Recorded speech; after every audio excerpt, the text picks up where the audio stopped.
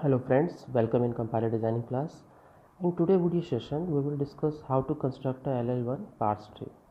And the basic model is that LL1 parser will accept a string from a buffer, that is an input buffer, and always remember that input buffer ends with a dollar symbol. So I will discuss why we need dollar.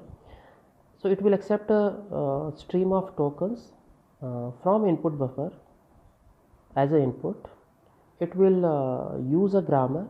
The grammar is called LL1 grammar, and this LL1 grammar is a subset of context free grammar. So you can say LL1 grammar is a context free grammar or a subset of context free grammar, and it will generate the LL1 parse tree.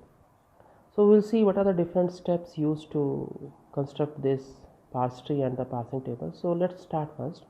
The step number 1, for a given grammar, calculate first and follow. I already discussed first and follow in my previous video, so you can see there. So once the first and follow is calculated, the second step is we have to construct a LL1 parsing table. It's okay. Once the parsing table is constructed, I have to implement that table using stack data structure. So basically I am going to implement my parsing table using stack data structure, and finally we have to draw the parse tree. So these are the 4 basic steps that we will use whenever we are going to construct the parse tree. So let us see how it works. Now just assume that we have given a production s derive opening parenthesis, s closing parenthesis, and epsilon, and this is the string that we have to generate. So what should I do is that we have to first calculate the first of s, we have to calculate the follow of s. Once it is calculated, I am going to draw my parsing table. Now what the parsing table says, that all the non-terminals, they will come row wise. So in this grammar we have only one non-terminal, that is s. So this s will come to row, and all the terminals like opening parenthesis, closing parenthesis, and dollar, it will come to the column side. So we have 3 terminals. So this is a simple one, non-terminal or row wise and terminal column wise. Once it is done, we have to see what is the first production. The first production is s generate opening parenthesis, s, and closing parenthesis. So we have to find out what is the first of s. Now the first of s is opening parenthesis. The first of s is opening parenthesis. So we will keep this production under opening parenthesis column. So just remember, first of s is opening parenthesis, so it will be kept under this column. Now what is the second production? Epsilon. Now whenever there is a epsilon as a production, it will go into the follow of s. Just remember, whenever there is a epsilon production, it will go into the follow of s. And what is follow of s? Dollar and closing parenthesis. So what should I do? I will write it s, this thing, and in dollar also s. So the rule is, if it is a normal production, we will store that production into first of s, and if it is a epsilon, then we will store this production, means this production, into the follow of s. And what is the follow of s? Follow of s is dollar and closing parenthesis. So I write this production over here. I can write it like this, s generate epsilon. So it is like this.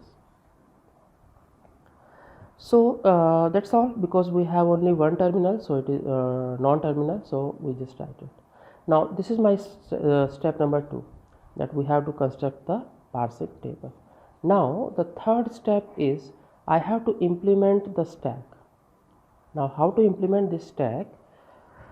What we have to do is, this is my stack, and we have to store at the bottom of the stack is dollar. Just remember that this is the stack and this is the bottom.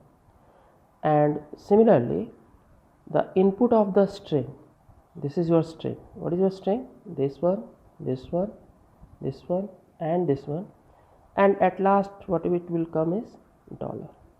So input of the strings end with dollar. At the bottom of your stack there will be dollar.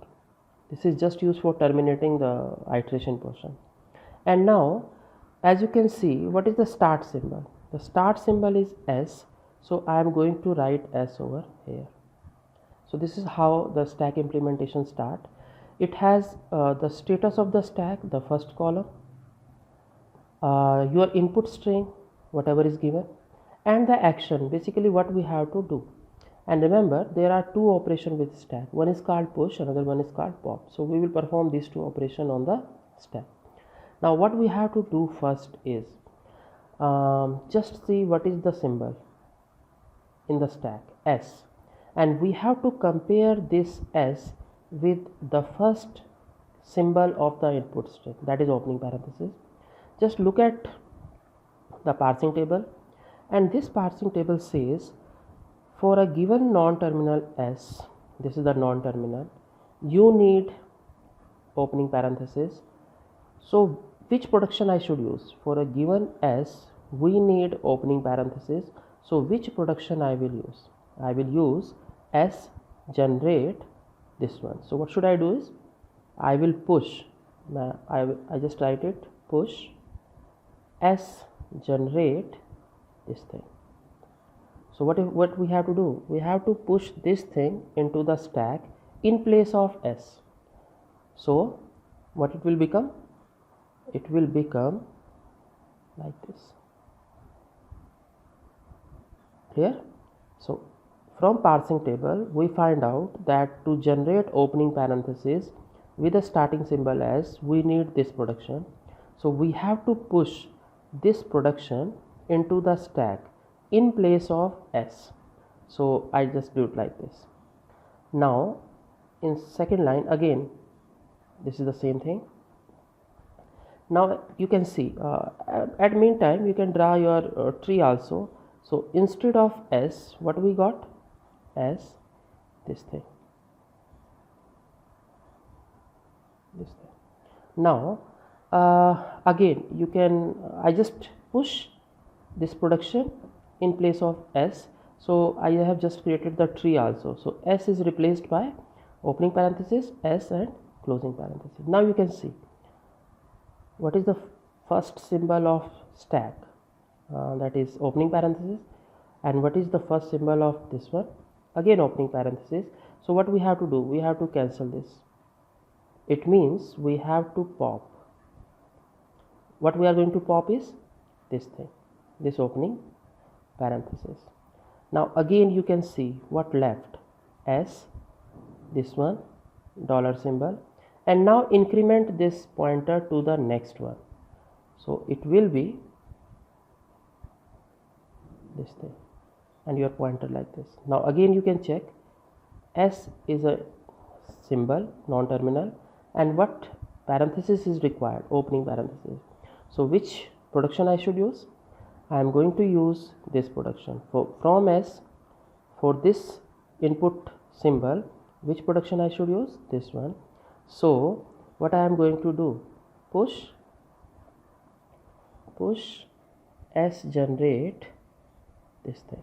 So instead of this S, what I am going to write?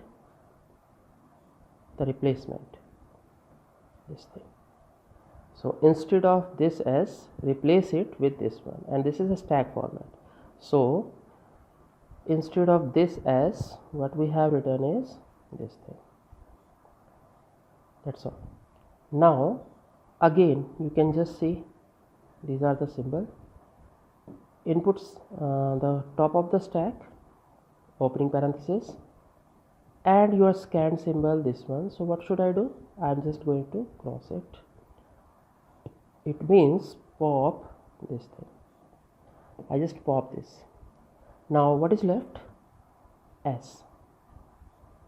closing parenthesis and dollar, and see what is we have to increment this, so it will become dollar. Now S, and just see what is the next symbol, closing parenthesis. Now from S closing parenthesis, which production I should use? I have to use S generate epsilon, and we have to push this into the stack. So inside the stack, instead of S, what should I write is epsilon closing parenthesis and dollar. So here also S epsilon closing parenthesis and dollar. Now epsilon means nothing, so I just remove it. Now you can see closing parenthesis, and what is the input symbol here? Closing parenthesis. So if it is a closing parenthesis, we have to pop, and pop means just cut it. Now again just see what is the next symbol, closing parenthesis. Here also what is the next symbol, closing parenthesis. If it matches, what we have to do? We have to pop. So it is popped. What is the next symbol? Dollar. What is the next symbol here? Dollar. Again matches, we have to pop. And then finally you can say, once the dollar matches, you can say the string is accepted. String is accepted. So if you traverse this string, what we will get? Opening parenthesis, closing parenthesis, then epsilon, then this closing parenthesis, and then this closing parenthesis. And epsilon means nothing, so it will be like this. So this is what we have as a we have given a grammar, we have to generate this string. So first I calculated first and follow, then I draw this parsing table. From this parsing table we have implemented using stack, and from this stack you have generated your parse string. So this is what we have for the LL1 parser. Thank you very much.